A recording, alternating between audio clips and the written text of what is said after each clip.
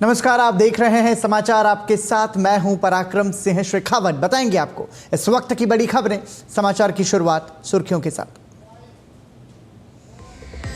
Operation सिंदूर से दुनिया में बढ़ा भारत का मान। लोकसभा में ऑपरेशन सिंदूर पर विशेष चर्चा की शुरुआत करते हुए रक्षा मंत्री राजनाथ सिंह ने कहा, पाकिस्तान के साथ सीमा का संघर्ष नहीं बल्कि सभ्यता और बर्बरता का संघर्ष।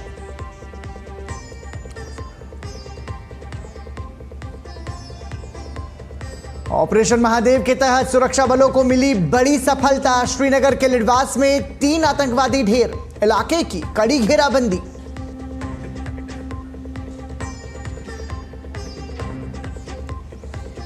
बिहार में ड्राफ्ट वोटर लिस्ट पर रोक नहीं। सुप्रीम कोर्ट ने चुनाव आयोग को आधार और वोटर आईडी को मान्य दस्तावेजों में शामिल करने का दिया सुझाव।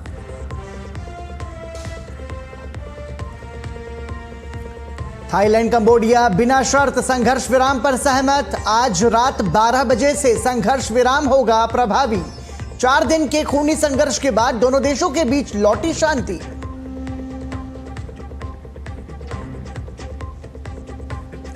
और दिव्या देशमुख ने जीता शतरंज का फीडे महिला विश्व कप। फाइनल के टाई ब्रेकर में हमवतन कोनेरू हम्पी को दी मात। प्रधानमंत्री ने दी बधाई।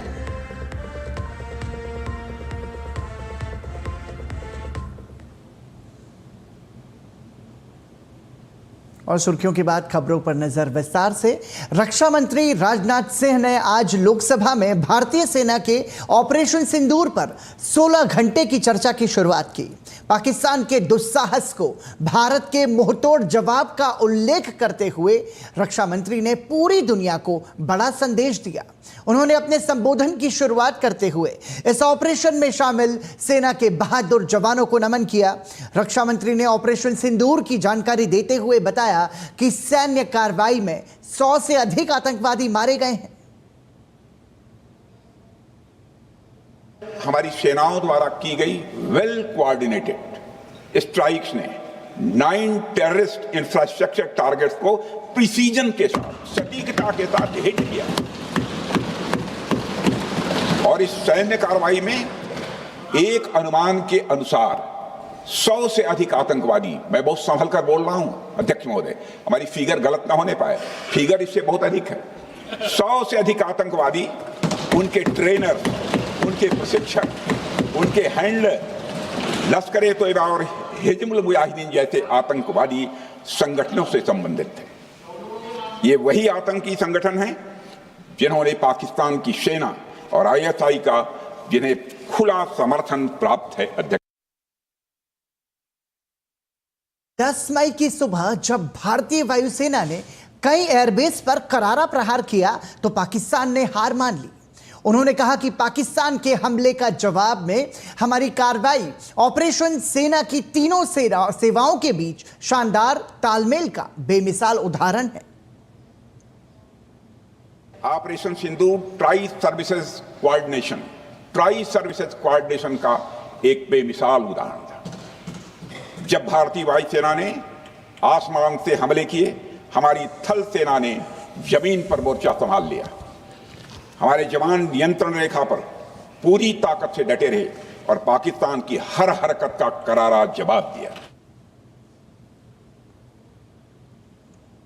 रक्षा मंत्री राजनाथ सिंह ने बताया कि ऑपरेशन सिंदूर आतंकवाद के रूप में प्रॉक्सी वार लड़ रहे पाकिस्तान को सजा देने के लिए किया गया था। उन्होंने बताया कि ऑपरेशन के दौरान सेना को लक्ष्य चुनकर जवाब देने की छूट दी गई। ऑपरेशन सिंदूर का ओवरऑल पॉलिटिको मिलिट्री ऑब्जेक्टिव यह था कि आतंकवाद के रूप में प्रॉक्सी वार लड़ रहे पाकिस्तान को सजा दी जाए।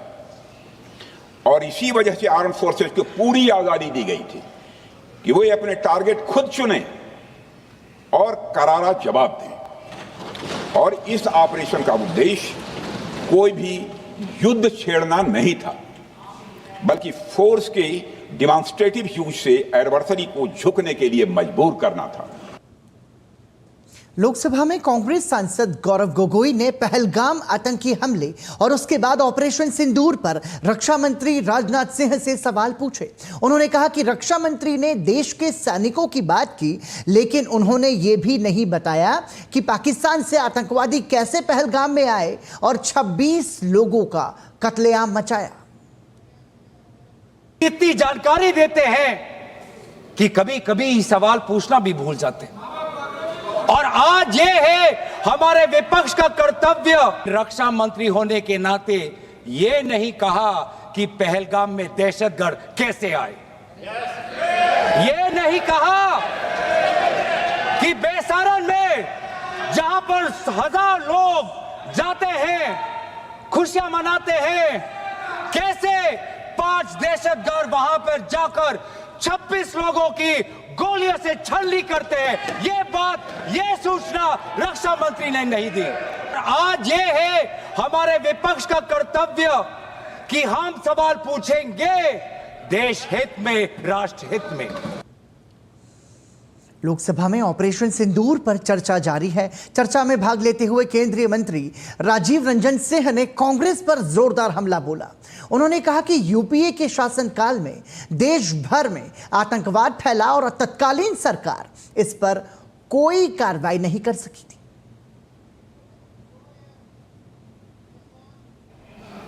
आपके यूपीए के शासनकाल में 2004 से 14 तक इस देश में आतंकवाद पनपा है, उसको जगह मिली है और उसको पनाह मिला है। कितनी घटनाएं हुई, कितनी घटनाएं हुई देश में आतंकवाद की, पूरा सुनाओ। कहां हुआ, कितने नागरिक मारे गए, कितनी महिलाएं विधवा हुई, कितने बच्चे मारे गए, कभी आपने सोचा?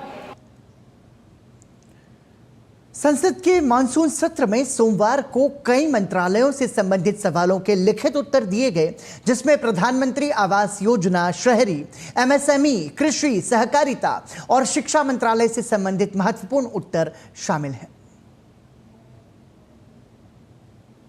संसद के मानसून सत्र में सोमवार को कई मंत्रालय से संबंधित सवालों के लिखित उत्तर दिए गए, जिसमें प्रधानमंत्री आवास योजना, शहरी 2.0 के बारे में राज्यसभा में जानकारी दी गई कि प्रधानमंत्री आवास योजना 2.0 को नया रूप दिया गया है, जिसमें सभी के लिए आवास मिशन शुरू किया गया है। इसमें पहली बार घर खरीदने या निर्माण के लिए गृह ऋण पर ब्याज सब्सिडी दी जाएगी, जिससे किफायती आवास को बढ़ावा मिलेगा। लिखित उत्तर में बताया गया कि राज्यों और केंद्र शासित प्रदेशों को किफायती आवास नीति तैयार करनी होगी ताकि निजी निवेश को आकर्षित किया जा सके, खासकर 10 लाख से अधिक आबादी वाले शहरों में।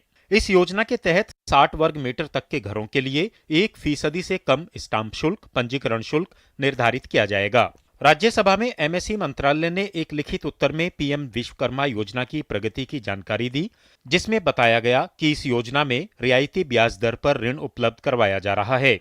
इसमें 12 सार्वजनिक क्षेत्र के बैंकों सहित विभिन्न बैंकों से 5% ब्याज दर पर संपार्श्विक मुक्त ऋण प्रदान किए जाते हैं। योजना के अंतर्गत 20 जुलाई 2025 तक की स्थिति के बारे में बताया गया कि अब तक 12.20 लाख ऋण आवेदन बैंकों को भेजे गए हैं। इस योजना में अभी तक 11.78 लाख आवेदन प्रोसेस हुए हैं, जिसमें 3.91 लाख आवेदन स्वीकृत हुए हैं।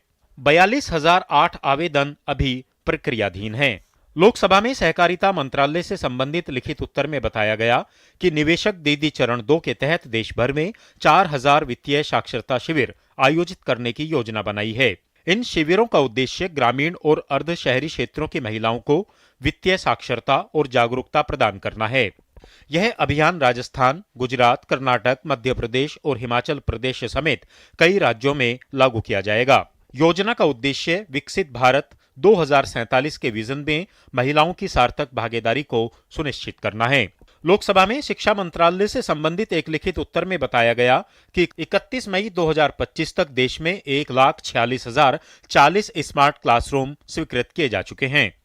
इनमें महाराष्ट्र में 5,155, मध्य प्रदेश में 9,531 और दादर और नागर हवेली में 192 स्मार्ट क्लासरूम शामिल हैं। लोकसभा में किसान क्रेडिट कार्ड से संबंधित लिखित उत्तर देते हुए बताया गया कि केंद्रीय बजट 2025-26 में किसान क्रेडिट कार्ड के तहत ऋण सीमा 3 लाख से बढ़ाकर 5 लाख रुपए कर दी गई है। इससे कृषि ऋण उपलब्धता में सुधार और ग्रामीण अर्थव्यवस्था में मजबूती की उम्मीद है। ऋषि कुमार, नीरज सिंह के साथ अनुज यादव, डीडी न्यूज, दिल्ली। और इसी के साथ यहां रुक रहे हैं एक छोटे से ब्रेक के लिए, बने रहिए हमारे साथ।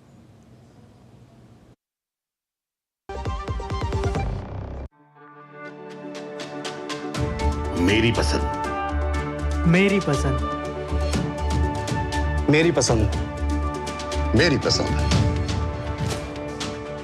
हमारी पसंद, हम सबकी पसंद। मजबूत देश का मजबूत सरिया हो गया स्टील। पता है, I was a bright student. कुछ करना चाहती थी, कुछ बनना चाहती थी। आप अपना खुद का स्टार्ट कीजिए ना, खुद का बिजनेस। और उसमें पैसे तो बहुत लगेंगे ना। Zero investment. Zero investment? हाँ, आई एम डूइंग इट। मैं एक principal madam, she is my client. मैं LIC एजेंट हूँ। LIC एजेंट बनो, अब बड़ा सोचो। हमारी वेबसाइट पर जाएं या अपनी नजदीकी LIC शाखा से संपर्क करें। एक बार फिर आपका स्वागत। आप देख रहे हैं समाचार। जम्मू कश्मीर के श्रीनगर के लिडवास इलाके में आतंकवादियों के खिलाफ सुरक्षा बलों को बड़ी सफलता मिली है। ऑपरेशन महादेव के तहत सुरक्षा बलों ने 3 आतंकियों को ढेर कर दिया है। लिडवास के जंगल में आतंकियों की सूचना मिलने के बाद भारतीय सेना और जम्मू कश्मीर पुलिस ने संयुक्त अभियान में इलाके में घेराबंदी और तलाशी अभियान चलाया और इसी दौरान आतंकवादियों ने उन पर गोलीबारी की, जिसका भारतीय सुरक्षा बलों ने मुंहतोड़ जवाब दिया। सूत्रों के मुताबिक इन आतंकियों के लश्कर से जुड़े होने की संभावना है।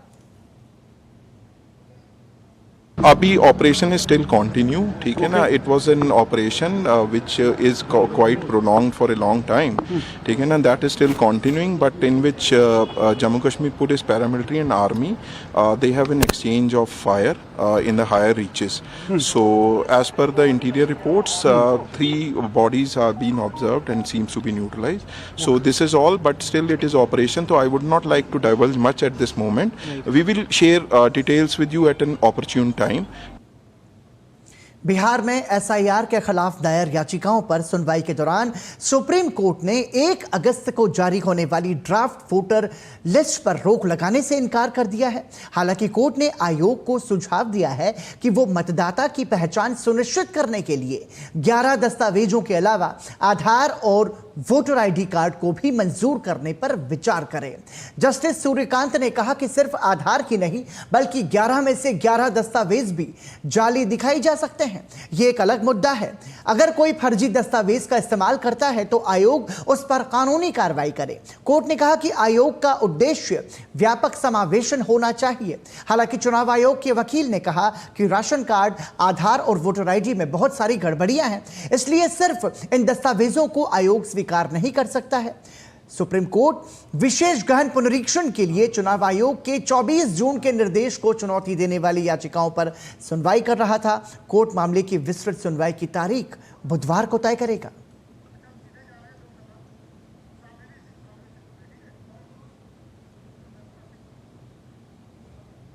और आइए सीधा रुख करेंगे लोकसभा का, जहां पर ऑपरेशन सिंदूर के तहत चर्चा जारी है। समस्तीपुर से सांसद शांभवी सिंह संसद में अपनी बात रख रही हैं।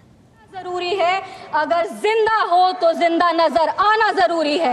भारत एक जिंदा देश है, उसकी रगों में अखंडता का और एकता का खून दौड़ रहा है और जब जब भारत की अखंडता पे और एकता पर प्रहार होगा, भारत एकजुट होकर के मुंह तोड़ जवाब देगा। जय हिंद, जय बिहार, भारत माता की जय। जी श्री अभय सिन्हा जी।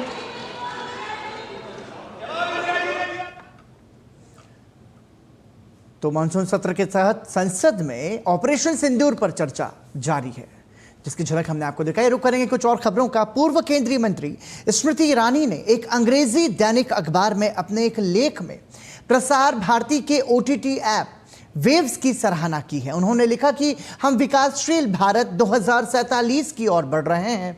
भारत की सबसे बड़ी ताकत हमारी कल्पना करने, वर्णन करने और नवाचार करने की क्षमता में निहित होगी। उन्होंने कहा कि हाल ही में प्रसार भारती के भारत के प्रथम सार्वजनिक स्ट्रीमिंग प्लेटफॉर्म वेव्स ओटीटी के लॉन्च ने भारत के बोलने, सीखने और नेतृत्व करने के तरीकों को एक नया रूप दिया है।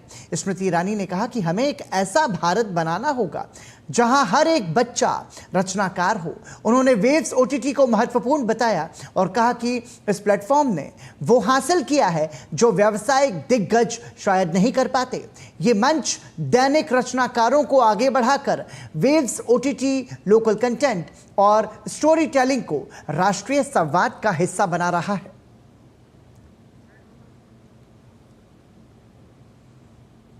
थाईलैंड और कंबोडिया के नेताओं ने सोमवार को आधी रात से प्रभावी संघर्ष विराम पर सहमति जताई है।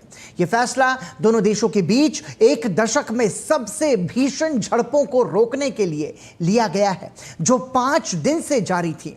मलेशिया के प्रधानमंत्री और एशियन के मौजूदा अध्यक्ष अनवर इब्राहिम की मेजबानी में कुआलालंपुर में हुई बैठक के दौरान दोनों पक्ष संघर्ष विराम और सीधी बातचीत फिर से शुरू करने पर सहमत हुए। सीमा विवाद के चलते गत गुरुवार को शुरू हुए संघर्ष को रोकने के लिए अनवर ने जल्द बातचीत का प्रस्ताव दिया था। इससे पहले अमेरिकी राष्ट्रपति डोनाल्ड ट्रंप ने दोनों नेताओं से फोन पर बात की और चेतावनी दी कि यदि हिंसा नहीं रुकी तो अमेरिका व्यापार समझौते पर आगे नहीं बढ़ेगा। तनाव तब और बढ़ गया जब मई के अंत में एक संक्षिप्त झड़प के दौरान एक कंबोडियाई सैनिक की मौत हो गई थी। इसके बाद दोनों पक्षों ने सीमा पर सैन्य तैनाती बढ़ा दी थी, जिससे थाईलैंड की नाजुक गठबंधन सरकार संकट में पड़ गई। कंबोडियाई प्रधानमंत्री हुन मानेट ने बैठक के बाद कहा कि आज की बैठक सकारात्मक रही। हम आशा करते हैं कि ये संघर्ष रोकने की दिशा में निर्णायक साबित होगी, जिसने कई लोगों की जान ली और सैकड़ों को विस्थापित किया। वहीं थाईलैंड के कार्यवाहक प्रधानमंत्री फुमथाम वेचियाचाई ने कहा कि हम संघर्ष विराम के लिए सहमत हैं और इसे ईमानदारी से और पूरी निष्ठा के साथ लागू किया जाएगा। भारत की युवा शतरंज खिलाड़ी दिव्या देशमुख ने महिला चेस वर्ल्ड कप 2025 का खिताब जीत लिया है। सिर्फ 19 साल की दिव्या ने जॉर्जिया में हुए इस विश्व कप के फाइनल में भारत की ही दिग्गज खिलाड़ी कोनेरू हम्पी को शिकस्त देते हुए यह खिताब जीत लिया। इसके साथ ही वो विश्व कप जीतने वाली पहली भारतीय महिला चेस स्टार बन गई हैं। पिछले साल ही दिव्या ने जूनियर वर्ल्ड चैंपियन का खिताब जीता था। दिव्या देशमुख ने कोनेरू हम्पी को टाई ब्रेक में हराकर 2025 की फीडे महिला विश्व कप चैंपियन बनने के साथ भारत की 88वीं ग्रैंड मास्टर भी बन गई हैं। इतना ही नहीं, इस खिताबी जीत के साथ ही दिव्या देशमुख ने भारत की 4थी महिला ग्रैंड मास्टर बनने का गौरव भी हासिल कर लिया है। इससे पहले रविवार को दोनों के बीच खेला गया दूसरा गेम भी ड्रॉ रहा। हालांकि एक कड़े मुकाबले के बाद दोनों ने ड्रॉ पर सहमति बनाई। दिव्या देशमुख के फीडे महिला शतरंज विश्व कप का खिताब जीतने पर राष्ट्रपति द्रौपदी मुर्मू ने बधाई दी है। साथ ही उप विजेता रही भारत की ही कोनेरू हम्पी को भी उन्होंने बधाई दी और उनके अब तक के शानदार करियर के लिए कृतज्ञता व्यक्त करते हुए उन्हें शुभकामनाएं दी हैं। राष्ट्रपति द्रौपदी मुर्मू ने अपने एक संदेश में लिखा, दिव्या देशमुख को मेरी हार्दिक बधाई, जो फीडे महिला विश्व कप जीतने वाली पहली भारतीय महिला बनी, वो भी मात्र 19 वर्ष की आयु में। कोनेरू हम्पी उप विजेता रहीं और फीडे महिला विश्व कप की दोनों फाइनलिस्ट भारत से थीं। यह हमारे देश में विशेषकर महिलाओं में बढ़ती प्रतिभा को दर्शाता है। मैं कोनेरू हम्पी के प्रति अपनी गहरी कृतज्ञता व्यक्त करती हूं, जिन्होंने अपने शानदार करियर के दौरान उत्कृष्टता बनाए रखी है। मुझे विश्वास है कि ये दोनों महिला चैंपियन और भी गौरव हासिल करेंगी और हमारे युवाओं को प्रेरित करेंगी। और इसी के साथ यहां रुक रहे हैं एक ब्रेक के लिए। आप देखते रहिए डीडी न्यूज। जब धरती चीर कर निकलता है लोहे का पत्थर और मिलता है बढ़ावा। हजारीबाग में देश का पहला मोती उत्पादन क्लस्टर हुआ विकसित। मोती की चमक सबों को आकर्षित करती है। रत्न गर्भा झारखंड में तो इसकी ऐसी चमक है कि कई युवा अच्छी खासी नौकरी छोड़कर मोती उत्पादन में करियर बना रहे हैं। पीएम मत्स्य संपदा योजना से मिल रहे सहारे ने मोती की चमक को और बढ़ा दिया है। रांची के बुधन सिंह पूर्ति की कहानी भी देश के उन सैकड़ों युवाओं जैसी ही है जो पढ़ाई लिखाई के बाद खूब सारा पैसा कमाना चाहते हैं। बुधन सिंह एक मैकेनिकल इंजीनियर हैं। पढ़ाई के बाद इन्हें एक प्रतिष्ठित जॉब भी मिला, लेकिन नौकरी में इनका मन नहीं लगा। इनके ख्वाब तो ढेर सारे पैसे कमाने के थे। ऐसे में इन्हें मोती की खेती की जानकारी मिली और फिर इसमें इन्होंने करियर बनाना तय किया। इन्होंने जरूरी प्रशिक्षण ली और फिर आज इनके पास पैसे भी हैं और नाम भी। वो 7 दिन का ट्रेनिंग लेकर के 2014 से इस काम को मैंने शुरू किया और जी जान से लेकर के मैंने शुरू किया। डेली का मैं ग्राफ बनाता था अपने इसके लिए कितना काम कर रहा हूँ। बुधन सिंह पूर्ति आज मोती की खेती से सालाना 32 लाख रुपए कमा रहे हैं। यही नहीं, अपने व्यवसाय से वो करीब 400 युवाओं को रोजगार भी दे रहे हैं। बुधन ने सैकड़ों लोगों को प्रशिक्षण देकर मोती उत्पादन में काबिल बनाया है। धीरे धीरे बढ़ते चले गए। आज हम 1,60,000 मसल्स पे काम कर रहे हैं, पौंड और वो लेग पे डैम पे काम कर रहे हैं। अभी हमारा 32 लाख के वो आसपास सालाना इनकम है, लेबर सारे पेमेंट करके सर, सारा चीज फिनिशिंग प्रोडक्ट बना करके। हम यहाँ से प्रशिक्षण 800 कुछ लोगों को दिए, 832 के आसपास में है। बुधन सिंह से प्रेरणा और प्रशिक्षण लेकर रांची की इलेक्ट्रिकल इंजीनियर रोहिणी गौतम ने भी पार्ट पुर्जे ठीक करने की जगह मोती से भविष्य चमकाना बेहतर समझा। अपना जीवन संवार कर वो अब दूसरी महिलाओं को भी यह गुण सिखा रही है। इतना डिफरेंट फील्ड है ना कि अगर इस पे कोई आएगा तो वो मतलब कभी निराश होके नहीं जाएगा। मेहनत है इसमें, लेकिन निराश होके कोई नहीं जाता है। कुछ हट के लोगों से कर रहे हैं, भीड़ में नहीं चल रहे, तो यहाँ आके हमको बहुत फायदा हुआ है। मोती उत्पादक किसान बनने की चाह रखने वाले इन जैसे सैकड़ों युवाओं को पीएम मत्स्य संपदा योजना से संबल मिल रहा है। झारखंड के मत्स्य निदेशक एच.एन. द्विवेदी ने बताया कि यह योजना किसानों के लिए क्रांतिकारी साबित हुई है। ये सब डिफरेंट टाइप में, जहाँ भी छोटा जगह बड़ा स्पेस, जहाँ भी सुविधा मिलेगी वहाँ पर पहल कर सके, तो इसको भी हम लोग पॉपुलराइज करने का सोच रहे हैं। इतना ही नहीं, पॉपुलराइज होने के बाद इनके ब्रूड, इसके लिए सिप ज़्यादा मात्रा में चाहिए तो उसकी भी व्यवस्था कर रहे हैं। आजकल श्रृंगार के साथ साथ दवाइयाँ और सौंदर्य प्रसाधन के निर्माण में मोती का खूब इस्तेमाल हो रहा है। ऐसे में मोती की खेती करने वालों के लिए बाजार की कमी नहीं है। केंद्र सरकार मत्स्य पालन के साथ ही मोती उत्पादन पर भी विशेष जोर दे रही है, जो किसानों के लिए भी कम लागत में अधिक मुनाफा देने वाला व्यवसाय है। सशक्त और आत्मनिर्भर भारत के निर्माण में मोती उत्पादन से युवाओं का जुड़ना सुखद संकेत है, जिससे ग्रामीण अर्थव्यवस्था को भी मजबूती मिल रही है और रोजगार के भी अवसर बढ़ रहे हैं। डीडी न्यूज के लिए अवधेश, करमवीर और विकास के साथ मैं दिवाकर कुमार। और छत्तीसगढ़ के सुकमा जिले में स्थित पूर्ववर्ती गांव, जो लंबे समय तक नक्सल हिंसा और डर का प्रतीक रहा, अब विकास की नई राह पर बढ़ चला है। पूर्ववर्ती और सिलगेर के बीच अब सड़क संपर्क बहाल हो गया है, एक ऐसा रास्ता जो वर्षों से अधूरा था। देखिए डीडी न्यूज के वरिष्ठ संवाददाता सोमेश पटेल की छत्तीसगढ़ से ये खास रिपोर्ट। हम आपको इस रिपोर्ट के साथ छोड़े जाते हैं, हमें दीजिए अनुमति। नमस्कार।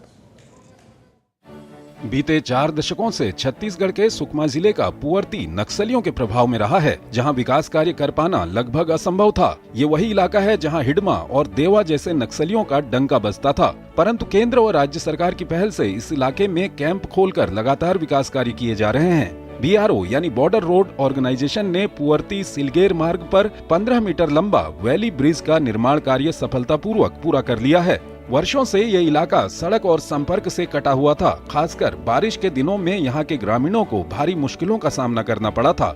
अब इस पुल के बन जाने से इलाके के 10 से 12 गांवों के हजारों ग्रामीणों को फायदा होगा। स्वास्थ्य सेवा, शिक्षा और रोजमर्रा के जरूरी संसाधनों तक उनकी पहुंच अब पहले से कहीं बेहतर हो सकेगी। एलमागुड़ा से दुलेड और पुअर्ती तक कुल 51 किलोमीटर की सड़क बनाने की योजना है, जिस पर करीब 53 करोड़ रुपए खर्च किए जाएंगे। ग्रामीणों में इस पुल को लेकर जबरदस्त उत्साह है।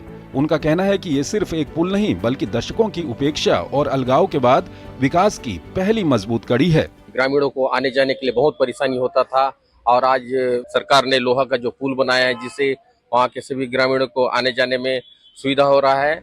बस्तर आईजी सुंदरराज पी ने कहा कि ये इलाका कभी खूंखार नक्सलियों का गढ़ माना जाता था, लेकिन अब यहाँ विकास की गूंज सुनाई दे रही है।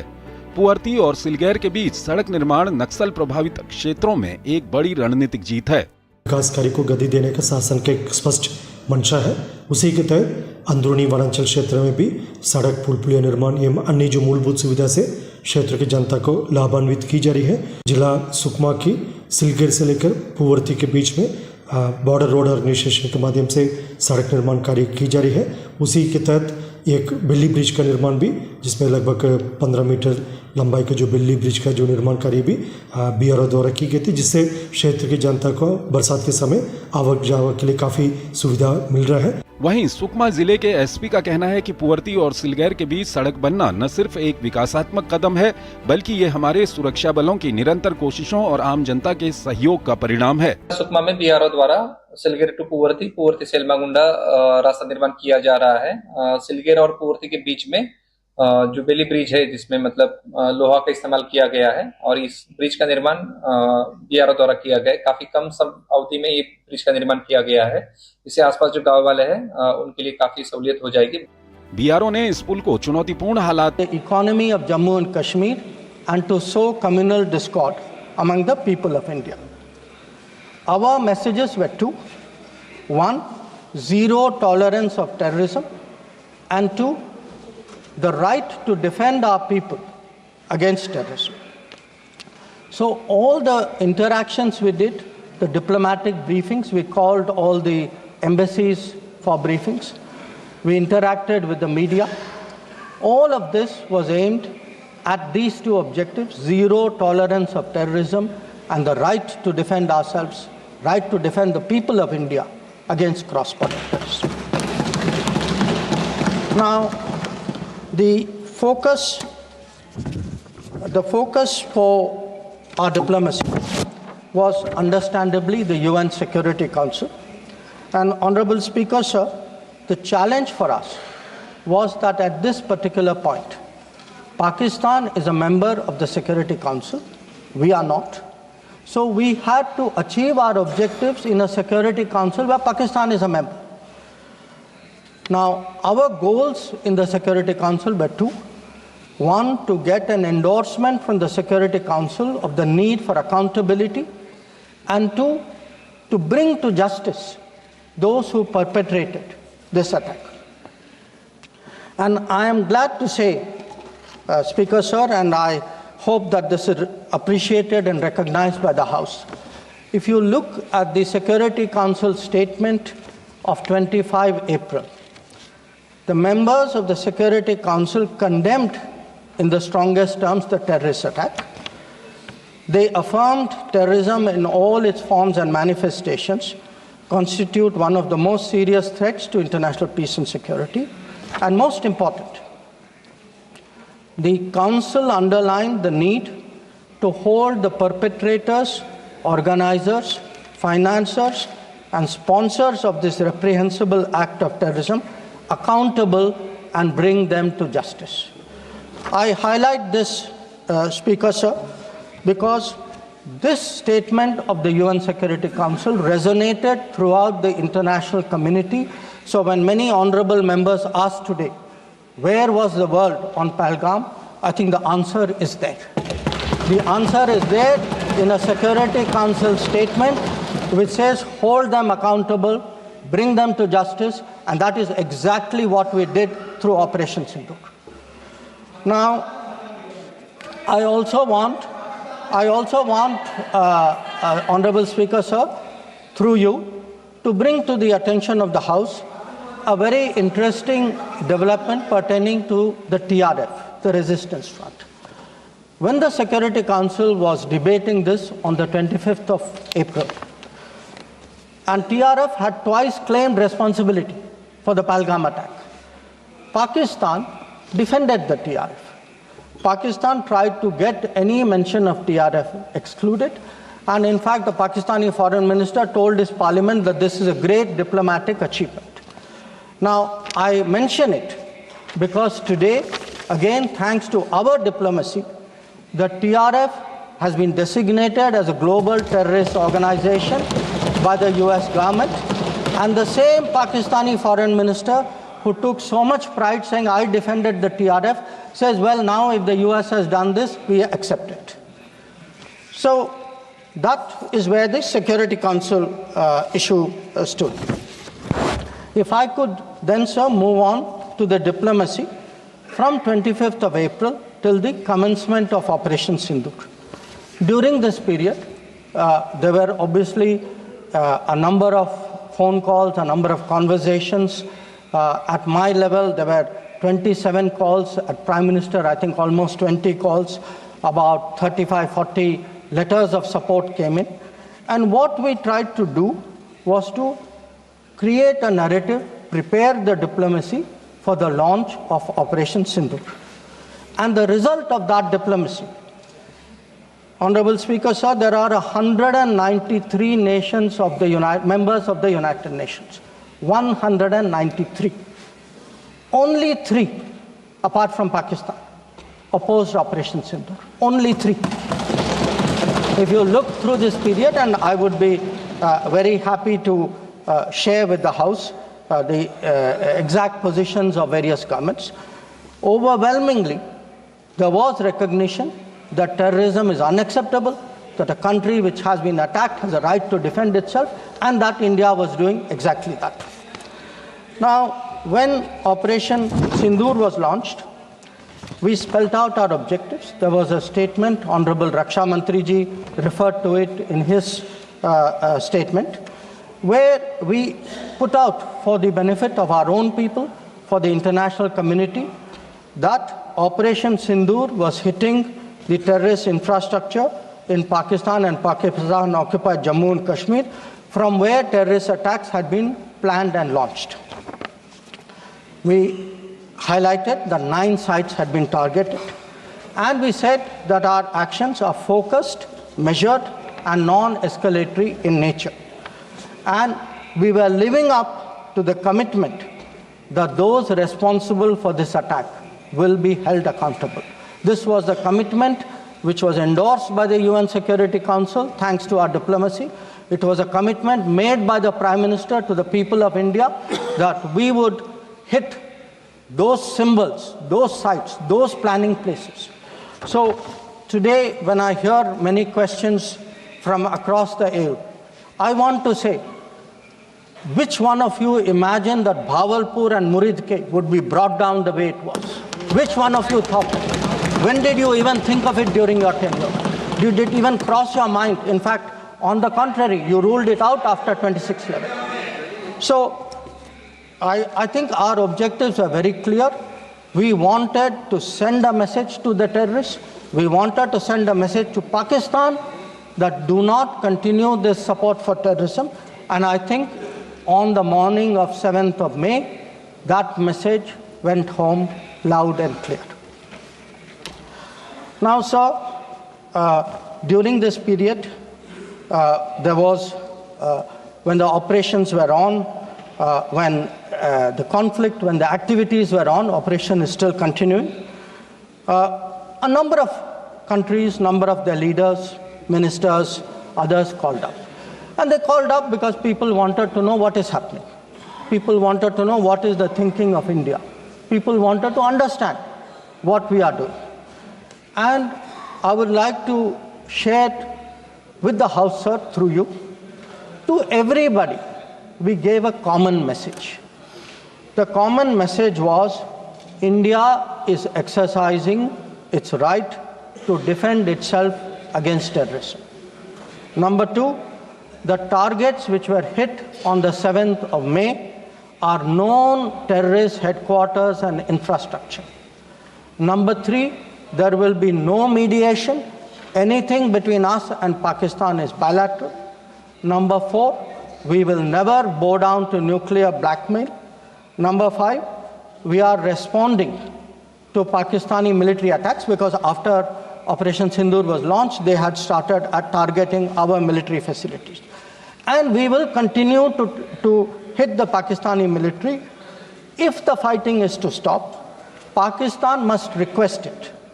And that request must come through the designated channel of DGMOs. This was a common message that we had given to many people who had called us during that period. Our position was very, very clear in how we were approaching the progress of Operation Sindur. Now, sir, many members asked some out of genuine curiosity, some perhaps less. What was the international support? How much international understanding was there of India's position? I would like to share with you a sample. So let me start with countries who are known to be partners of India. Quad. Quad gave a statement which says the Quad unequivocally condemns all acts of terrorism and violent extremism in all its forms and manifestations, including cross-border terrorism. We condemn in strongest terms the terrorist attacks in Pahalgam on 22 April and call for perpetrators, organizers and financiers of this reprehensible act to be brought to justice without any delay. Now, sir, this is the Quad. Now, let us look at a different grouping, BRICS. Now, BRICS has China as a member, Russia as a member, it has Iran as a member, Brazil, South Africa, Egypt. BRICS also condemned the April 22 attack. It reaffirmed its commitment to combating terrorism, again including cross-border terrorism. Now, I would like members of this House to understand, if India is attacked, if there is a terrorist attack on India and a country says we condemn cross-border terrorism, I think it is obvious to everybody what that cross-border terrorism is. So, I then move on, sir, to the Central Asia. The Central Asian countries opposed providing safe haven using terrorist proxies for cross-border terrorism, for terror financing. Now, I can cite statements from the Indian Ocean Rim Association, from individual countries, range of them. President Putin, for example, has said, he wrote to our president and said this brutal crime has no justification whatsoever and its perpetrators will face a deserved punishment. The president of Paraguay has said that he expresses solidarity and recognized India's legitimate right to self-defense. So the main point, the common thread, sir, which I would like to bring out is that number one, a cross-border terrorism across the board has been recognized, all forms and manifestations, opposition to condemnation of Pahalgam terrorist attack, and the right of India to bring people to justice. Now, sir, in addition to that, I would particularly like to mention 2 or 3 other developments. One, the American designation of TRF. On the 17th of July, the Department of State designated TRF as a foreign terrorist organization and especially designated global terrorist. Now, this comes in the wake of the extradition of Tahawur Rana, who was involved in the 26/11 attack. And when people ask today, how successful is your foreign policy? Where is your diplomacy? I want to say that Tahawur Rana, which many of you tried for so long to get, is finally here because of us. I want to say TRF was designated not because somebody out there made a remark. TRF was designated as a global terrorist organization because our diplomacy persuaded another country to do that. Now, our strong stance has resonated across the world. I was some time ago in Germany, and standing next to me, the German foreign minister said, India has every right to defend itself against terrorism, and Germany will support this fight against terrorism. Similar position has been taken by France, similar position has been taken by the European Union. So, what I would like to highlight, sir, is that today, where Operation Sindur is concerned, there has been, the world sees what it is about. The world realizes this is a fight against terrorism. It is felt that India has acted responsibly but firmly. Now, I would like, sir, to address one particular aspect because some members have brought it up. And this is regarding the US activity during this period. Sir, I'd like to inform the House that on the 9th of May, Vice President J.D. Vance called the Prime Minister, warning of a massive Pakistani attack in the next few hours. Prime Minister, in his response, made it very clear that if such an attack happens, it would meet with an appropriate response from our side. Now, sir, that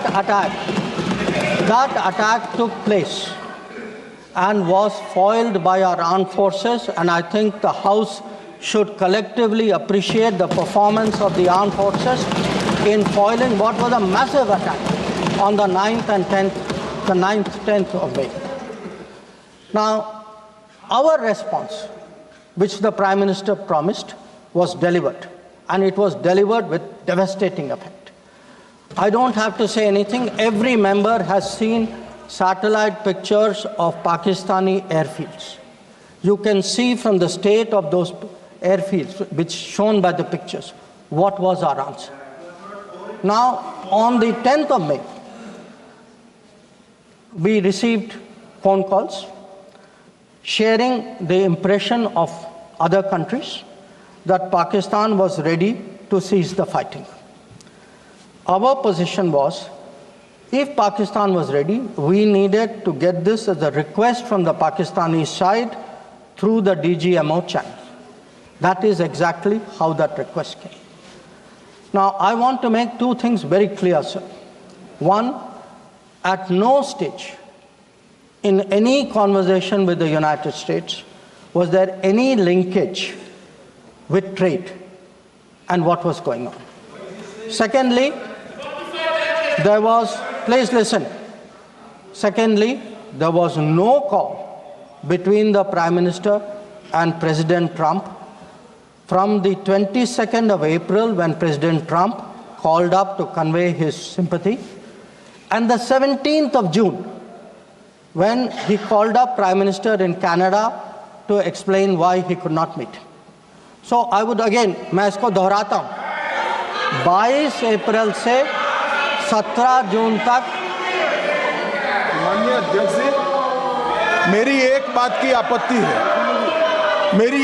की आपत्ति है, भारत देश का शपथ लिया हुआ विदेश मंत्री यहाँ स्टेटमेंट कर रहा है, उस पर भरोसा नहीं है, उनको किसी और देश पर भरोसा है।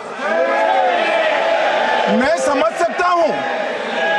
सकता हूं उनकी पार्टी में विदेश का महत्व क्या है, मगर इसका मतलब ये तो नहीं है पार्टी की सारी चीजें यहाँ सदन में आकर थोपे। भारत के विदेश मंत्री पर भरोसा नहीं करोगे? ओथ लिया हुआ व्यक्ति यहाँ पर बोल रहा है, he is responsible.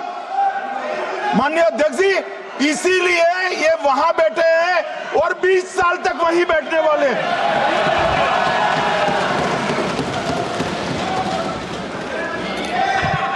Honorable Speaker, sir, in the course of the debate today, some points were made by members of the opposition. I would like to respond to some of them. We were asked, why did you stop at this time? Why did you not go further? Please see who's asking this question. This question is being asked by people who, after 26/11, felt that the best action was inaction. Now, I would like, sir, to read out, because one member said, nowadays BJP members like reading from books. You get the truth in books. Sometimes you don't like what we read in books. So let me read out, sir, 2 excerpts from a book by the National Security Advisor of the UPA government. After 26/11, a chapter, this is a book called Choices.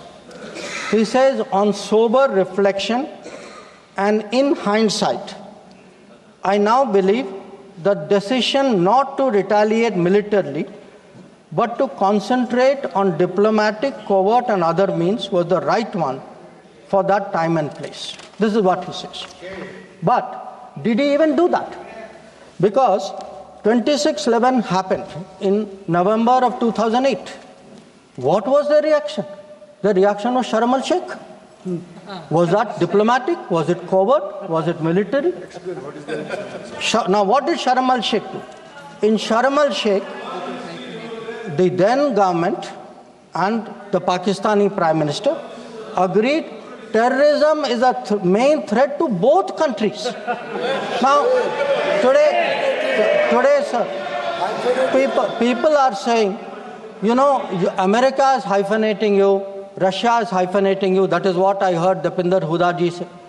Hello, you are hyphenating yourself. I mean, you did not need a foreign country to say, please link India to Pakistan. Your own government was saying, you know, India and terrorism is a main threat to both countries. And then they said, terrorism should not be linked to the composite dialogue. And worst of all, they accepted a reference to Baluchistan in that.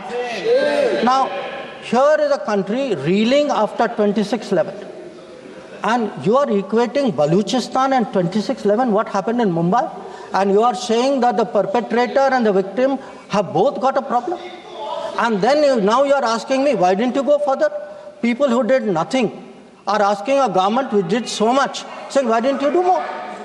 Now, you might think, sir, that this is a one-off.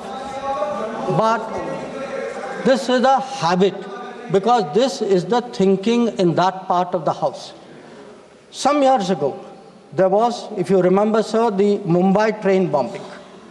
The Mumbai train bombing happened in July of 2006. In September of 2006, 3 months after the Mumbai train bombing, at Havana, the UPA government, with its Pakistani counterpart, condemns all acts of terrorism as though we are both again equal, and agrees that it's a scourge that we need to effectively deal with together.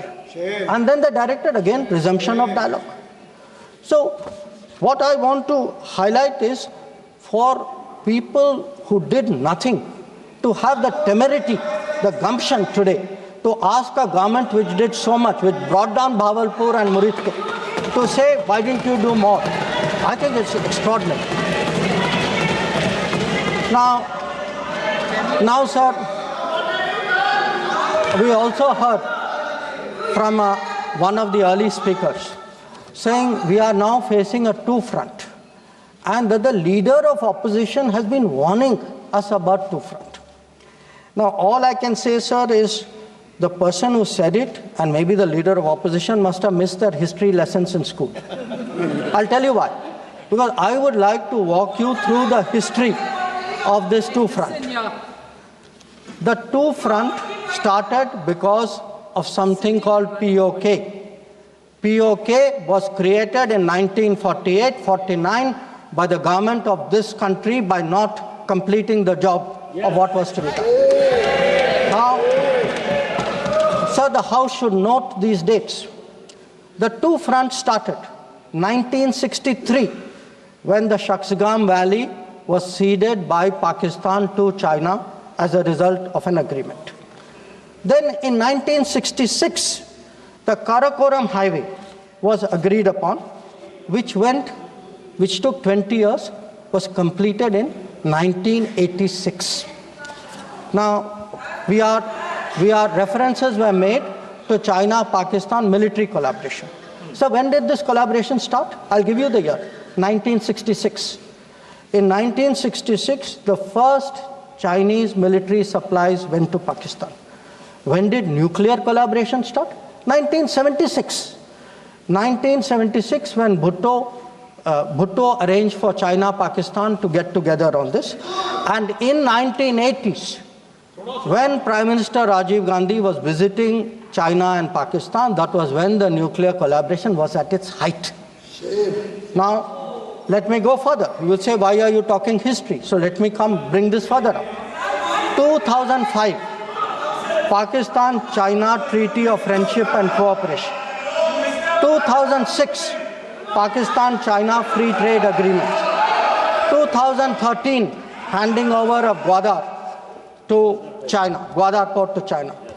May 2013 announcement of China-Pakistan economic corridor.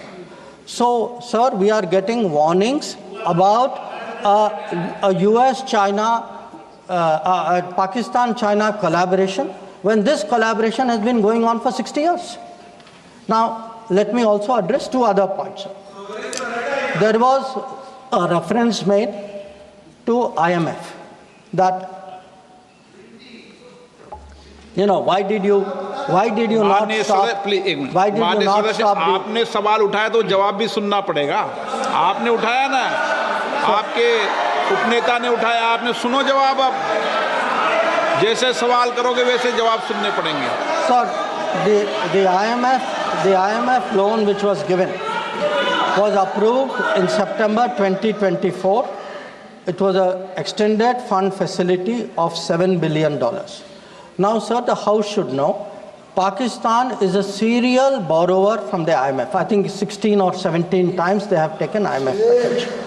Now, very interesting comparison, sir. In 2008, Pakistan got a standby arrangement of $9.70 billion. In 2013, it got another one of $5.9 billion. So the very people who are concerned today at a 7 billion package should remember a 15 billion package went through for Pakistan during that tenure. Now, reference was made, sir, to FATF. I want to say the longest period that Pakistan has been under FATF grey list has been under the tenure of the Modi government. During the Modi government, from 2018 to 2022, 1,576 days, Pakistan was in the grey list. Yes, they were in the grey list earlier also. I am not denying that. It was for a shorter period. But I again want the House to appreciate that the FATF meeting in May 2025 has kept Pakistan in the enhanced follow-up category, recognizing that the compliance of Pakistan is only partial. Now, sir, so much for Pakistan. Some members also raised issues pertaining to China. So I would like to spend a few minutes on that. So I would first like the House to appreciate, because today we are getting these lectures saying China is a great danger, China, Pakistan are together, we are warning you. So what does the Congress party really think about China? Don't go by what they say. Let us see what they did. In 2005, China was designated as a strategic partner during Prime Minister Wen Jiabao's visit to India. Strategic partner. And there is a concept, very famous concept called Chindia, sir, a belief that China and India have common interest, and the main proponent of Chindia is the party spokesman of the people opposite. Now, some mention was made about visits, including my visit. Yes, I went to China. I went to China to make our position very clear about de-escalation, about trade restrictions, and about terrorism. I did not go to China for the Olympics. I did not go to China for secret agreements. I did not go. Sir,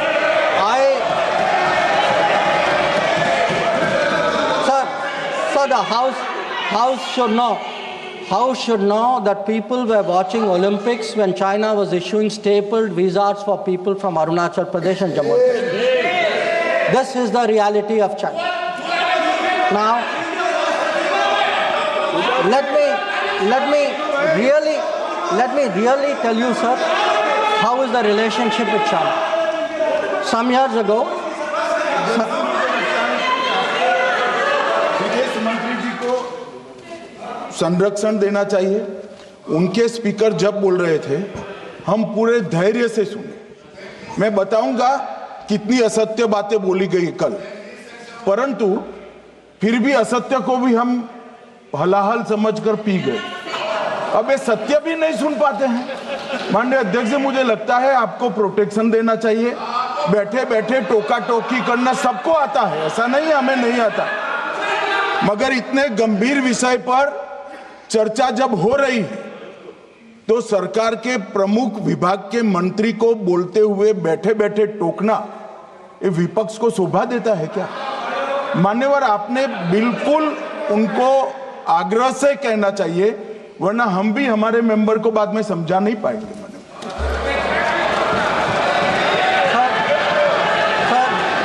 We heard today a lot about what was supposed to be the thinking. बैठिए, आपको इजाजत नहीं, बैठिए। Sir, we heard about warnings about China, cautions about China. China is planning this, China is planning that. But sir, I want to remind this House, Doklam crisis was on. The leader of opposition decided to get a briefing from whom? Not from the government, not from the emir, from the Chinese ambassador. He took his briefing from the Chinese ambassador when our military was confronting the Chinese military in Doklam. So I want to say that I want to say, and this is the political thinking. Let me, sir, give you the economic thinking. In 2006, the UPA government. Please बैठे टिप्पणी मत कीजिए, आप बहुत कर रहे हो, नहीं गलत है, बैठे टिप्पणी मत कीजिए। Sir, in 2006, because I want to illustrate my points with facts. I spoke about political facts, I spoke about border facts. Let me give you an economic fact. What is the economic thinking of the Congress party about China? In 2006, the Congress party agreed to do a regional trading arrangement with China. It was finalized during the visit of President Hu Jintao. A task force was appointed. The task force gave a positive recommendation. Through the efforts of various people, this did not happen. Let me give you the technology side. The very people today who are cautioning us on China are the people who allowed 3G and 4G to come from China. It is this government which made sure there was a made in India 5G. And finally, sir, we keep speaking about the border. The border, if today, whether it is the border with Pakistan, whether it is the border with China or any other border, if our military is today able to stand its ground, the kind of massive deployment that we saw on the China border after 2020, it is because our border infrastructure budget has gone up 4 times. Our tunneling, our road building, our bridging has doubled or tripled. And this is a far cry from the period when the thinking was, let's not develop the border because then the Chinese cannot come there. We had 60 years of neglect of the border. Today, in the last 10 years, that neglect has been reversed. There is still a lot of work to be done. So I think people need to understand. And it's not just in India, sir. We have just come back from Maldives. When I hear comments about foreign policy, yesterday, day before yesterday, the Prime Minister was the guest of honor at the Independence Day of Maldives. This is the country which during their time forced an Indian company to leave an airport. That country today has invited India to build 2 new airports. Look at Sri Lanka.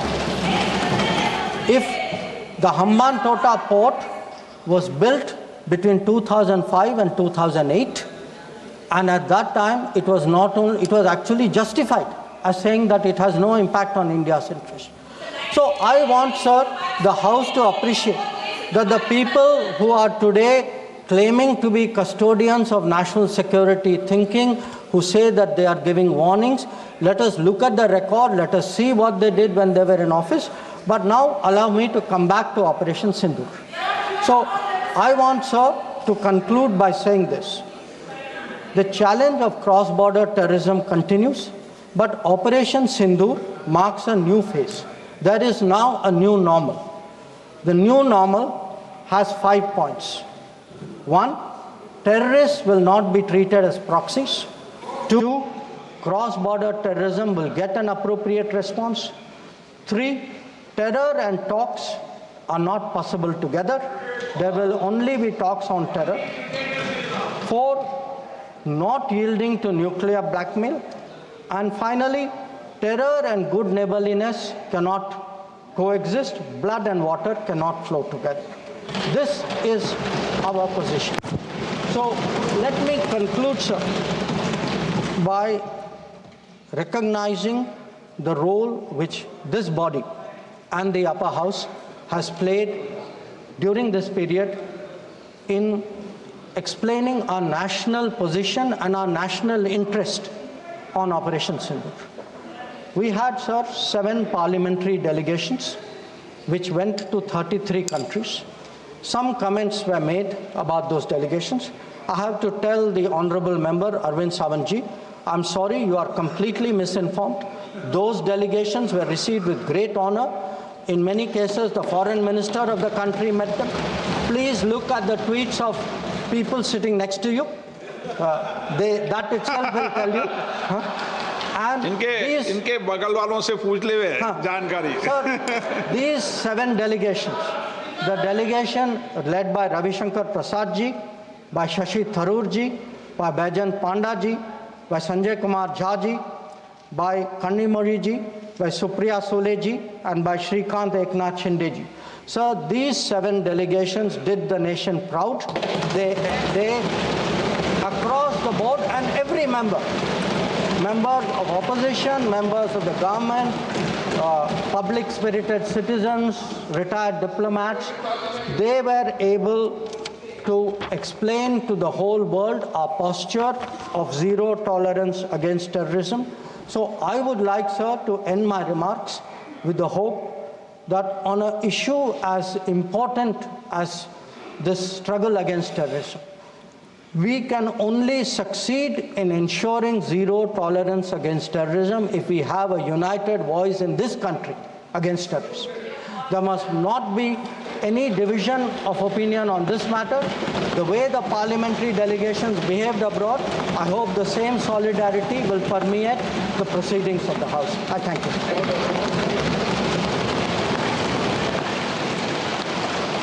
Shri मियां अल्ताफ अहमद. लोकसभा से आप सीधा प्रसारण दिख रहे थे केंद्रीय विदेश मंत्री एस जयशंकर के संबोधन का, जिसमें उन्होंने साफ कह दिया है कि ऑपरेशन सिंदूर ने क्रॉस बॉर्डर टेररिज्म के खिलाफ एक नया नॉर्मल सेट किया है और उसके 5 प्रमुख तत्व हैं, जिनमें से बहुत ही महत्वपूर्ण है कि भारत आतंकवाद को किसी भी कीमत पर बर्दाश्त नहीं करेगा।